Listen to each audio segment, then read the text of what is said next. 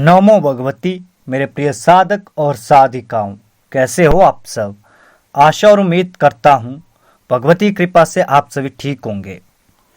जीवन के क्षेत्र में व्यक्ति जब आगे प्रगति करता है, व्यक्ति जब अपने जीवन में आगे बढ़ता है, वृद्धि करता है, तो अचानक ही किसी न किसी कारण से उसके जीवन में शत्रु उत्पन्न हो जाते हैं। ये शत्रु कुछ अपने लोग होते हैं, कुछ बाहरी लोग भी होते हैं जो हमारी सफलता से, हमारी ऊंचाइयों से जलते हैं और जलन करते हैं। और इन्हीं में से कुछ ऐसे शत्रु भी होते हैं जो व्यक्ति के ऊपर बार बार तंत्र क्रिया भी करते हैं और अपने देवी देवताओं के पास जाकर उनके पास कार भी देते हैं या उनसे प्रार्थना भी करते हैं, बलि देकर उन्हें भेजते हैं। और जब व्यक्ति इस तरीके की क्रिया करता है तो उस व्यक्ति का जीवन बहुत ही कष्टमय हो जाता है। वे जो भी कार्य करते हैं उस कार्य में अड़चने आने लगती है। अचानक घर में कोई ना कोई व्यक्ति रोग से ग्रसित होने लगता है। और कुछ तो ऐसे भी व्यक्ति होते हैं जो व्यक्ति के जीवन को पूरी तरह से बर्बाद करने के लिए तरह तरह की क्रियाएं करता है। कभी मैली विद्या के द्वारा, तो कभी मुस्लिम तंत्र के द्वारा, तो कभी अघोरी तंत्र के द्वारा, तो कभी चमार देवी देवता के तंत्र द्वारा। इस तरीके से ना जाने कितने तरह की क्रियाएं करते हैं।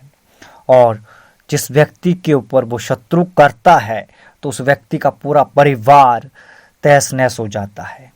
उस व्यक्ति को कुछ समझ नहीं आता कि आखिर मेरे जीवन में ये सब हो तो रहा है, क्यों हो रहा है, किस कारण से हो रहा है, किस वजह से हो रहा है। और व्यक्ति यूं ही अपने जीवन में परेशान रहता है। और आज मैं आप सबको शत्रुवादा को दूर करने का एक ऐसा सरल प्रयोग देने वाला हूँ, एक ऐसा चमत्कारिक प्रयोग जिसे करने के बाद शत्रु आपके जीवन से कोसों दूर हो जाएगा और आपको जीवन में कभी भी परेशान नहीं कर पाएगा। और यदि आपका कोई शत्रु है और आप उससे अपना पिंड छुड़ाना चाहते हैं तो आप इस प्रयोग को भी कर सकते हैं और इस प्रयोग का सहारा ले सकते हैं। बहुत ही सरल प्रयोग है। आपने करना क्या है, 3 तांत्रोक्त नारियल ले लेने हैं। जब आप 3 तांत्रोक्त नारियल को ले लेंगे तो उन नारियल को आपने काजल से काला कर देना है पूरी तरह से। और फिर आपने तेल और सिंदूर को मिलाकर एक गाढ़ा लेप बना लेना है, या आप किसी हनुमान मंदिर से भी सिंदूर ले आ सकते हैं, हनुमान की मूर्ति के ऊपर से। उसके बाद आपने इस सिंदूर वाला लेप को तीनों नारियल के ऊपर उस शत्रु का नाम का पहला अक्षर लिख लेना है। शत्रु के नाम का जो पहला अक्षर है उस अक्षर को आपने सावधानी पूर्वक लिखना है। और फिर आपने तीनों नारियल पर पूजा का जो रंगीन धागा आता है, जिसे मूली कहते हैं या कलावा कहते हैं और नागछड़ी भी कहते हैं, उस कलावा को, उस मूली को आपने उन तीनों नारियल के ऊपर लपेट देना है पूरा, जिससे कि उन नारियल के नीचे का जो कालापन है ना वो नहीं दिख पाए। बस ये ध्यान रखना आपने। फिर आपने एक मंत्र बता रहा हूं मैं, उस मंत्र का आपने हर एक नारियल पर हाथ रखते हुए एक एक माला मंत्र जाप कर लेना है। मंत्र ध्यान से सुनना। ओम नमो भगवते शत्रुनाम बुद्धि स्तंभनम कुरु कुरु स्वाहा। इस मंत्र की एक एक माला जाप कर लेना है, तीनों नारियल के ऊपर एक एक करके हाथ रखते हुए। फिर मंत्र जाप करने के बाद आपने एक नारियल को हाथ में लेना है, एक बार मंत्र पढ़ना है और जलती हुई अग्नि में डाल देना है। इसी तरीके से आपने दूसरा नारियल लेना है, एक बार मंत्र पढ़ना है और उससे भी जलती हुई अग्नि में डाल देना है।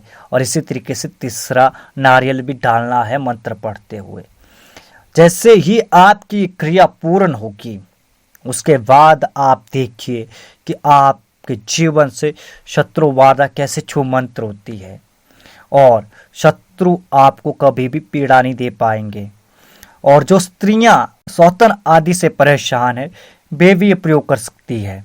हर एक व्यक्ति इस प्रयोग को कर सकता है और मेरा मानना है कि हर व्यक्ति को अपने जीवन में एक बार ये प्रयोग करना कब कब चाहिए। होली के दिन, दीपावली के दिन या किसी भी अमावस्या के दिन आप इस प्रयोग को कर सकते हैं, या फिर किसी भी शनिवार के दिन पुष्य नक्षत्र पड़ रहा हो उस दिन भी आप इस प्रयोग को कर सकते हैं।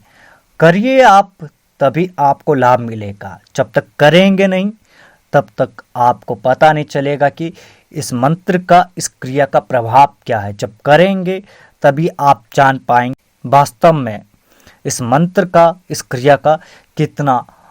और इसी तरीके से मैं आप सभी को अन्य प्रयोग भी देता रहूँगा। और मैंने पहले भी कहा है, जो मंत्र अत्यधिक उग्र है उन मंत्रों के बारे में मैं सिर्फ जानकारी ही दूंगा, मंत्र नहीं दूंगा। और जो मंत्र सरल है, जिनको करने पर आपके जीवन में कोई परेशानी उत्पन्न नहीं हो सकती है, मैं उन मंत्रों को आप सबको बताऊंगा भी, दूंगा भी और पूर्ण विधि विधान के साथ आप सबको बताऊंगा भी। आज के लिए बस इतना ही। मिलते एक नए वीडियो के साथ, एक नई जानकारी के साथ, एक नए प्रयोग के साथ। तब तक के लिए नमो भगवती।